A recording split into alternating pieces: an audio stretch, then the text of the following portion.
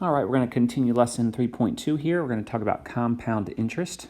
The reason we talk about compound interest here is because it is an exponential function.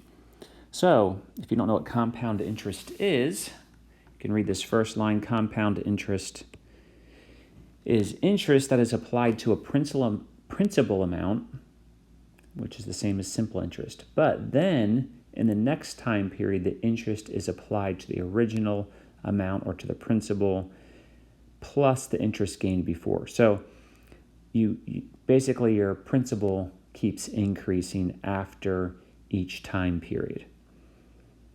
So there's an example here. There's an advertisement for a bank that says you can invest in a CD that pays 5% interest per year.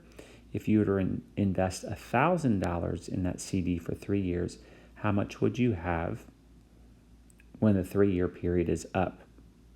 So this is compound interest, and we would call this compounded annually. So what happens is in your first year, you have your principal plus your interest. So you have the original $1,000 plus the 5% of $1,000, and that is the same idea as 1 times 1,000 plus 5% of 1,000 to get this nice little form right here of 1.05, which is 1,050. In year 2 now, you take the 1,050, and that is your new principal. So we learned this idea, so now this is 5%, like the original plus the extra 5%. Now I'm going to break that up because this 1,050 was actually equal to 1.05 times 1,000. It was that right there. So that's why I put that back in there.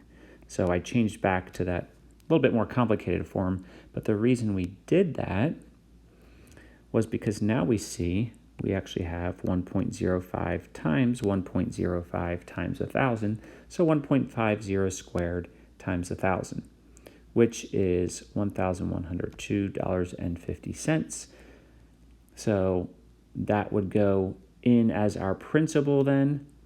So we're going to, for year 3, for after 3 years, you take the 1.05 times the new amount that you now have.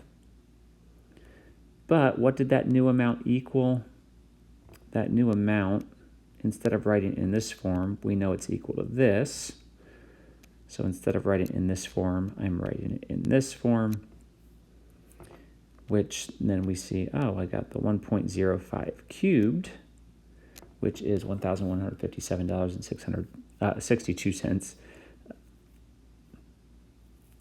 So what we see here, I'm going to erase a lot of the stuff I just put in here so we can point this out a little bit better. After 1 year, we have 1.05 times 1,000. After 2 years, we have 1.05 squared times 1,000. After 3 years, we have 1.05 cubed. And so after t years, we're going to have 1.05 to the t power. Well, it's not always going to be 5% interest, and it's not always going to be $1,000. So the way that we write this in general is, we kind of broke this back up. Here's your principal. We have 1, and that's 1 for like 100% of the principal, plus the rate, which was 0.05 or 5% in our example, but we just put R, and then we put T, and in this case, it's in years. So that is the equation, which obviously it's sitting right there, for compound interest annually. So this is annual compound interest. And I don't know how all this first started, whether banks were competing, so they're trying to give better rates, but banks offer it quarterly, monthly, weekly, daily, or even continuously. Well, what does that mean? So instead of just at the end of the year, you collect your interest and then that whole new sum of money goes back in for year 2, they might compound it quarterly. Actually, let's talk about monthly because that's a little bit, we're more used to monthly. So that means in January, they would give you some of your interest. They wouldn't give you all of your interest. They would only give you a 12th because you're taking the whole year, splitting up into 12 equal parts because it's monthly and there's 12 months in the year. So they'll split that up and they'll give a 12th of your interest at the end of January. And so that interest, along with the original principal, will go into the month of February. At the end of February, they're going to go ahead and give you a 12th of what you had, or a 12th of your interest at the end of February, group that all together, make one lump sum, and that will go into March, and that will keep happening. So what ends up happening is you have this new function where you take your interest rate, and in this case we were talking about monthly, so we divided that by 12 because we're splitting the rate into 12 separate months. But instead of just getting one payment, like if it was 1 year, instead of getting one payment at the end of the year, we get 12 times one payment.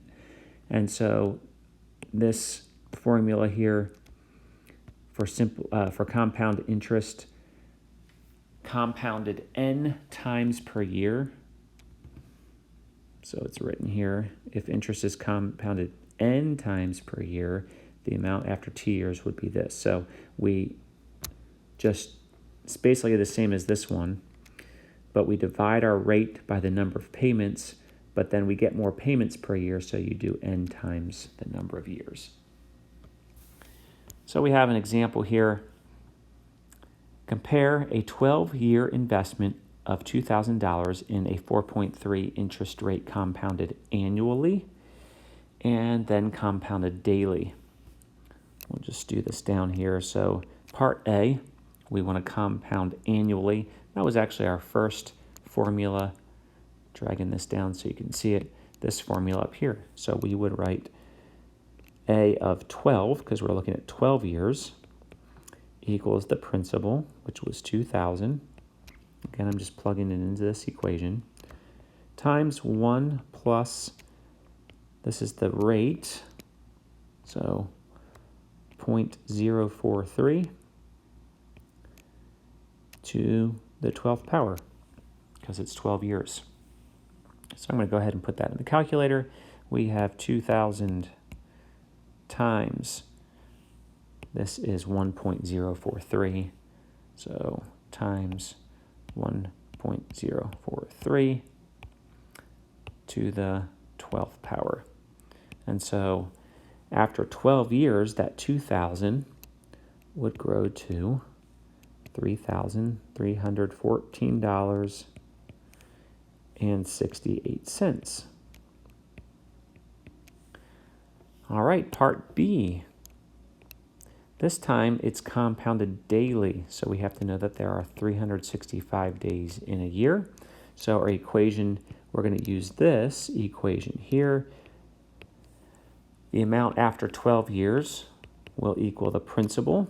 So we have principal, which is the original amount, 2,000. And then we have 1 plus, but we're going to take this 0.043, divide it by 365, because you're actually going to get a portion of your payment, of your interest payment, after every day. And that's going to happen 365 days per year. So we're going to have 365 times 12. 5, not 4, times 12. And so we can put that in our calculator. So we have 2,000 times 1 plus, and we want to take this 0.043 and divide it by 365, 0.043, divide it by 365, and then we're going to take that to the 365 times 12 and we get $3,350.52. I keep writing my 4s and 5s the wrong way. 52 cents. So you see that after 3 years, you're going to have about $36 extra if it's compounded daily compared to just compounded annually. And that's how you use those two formulas.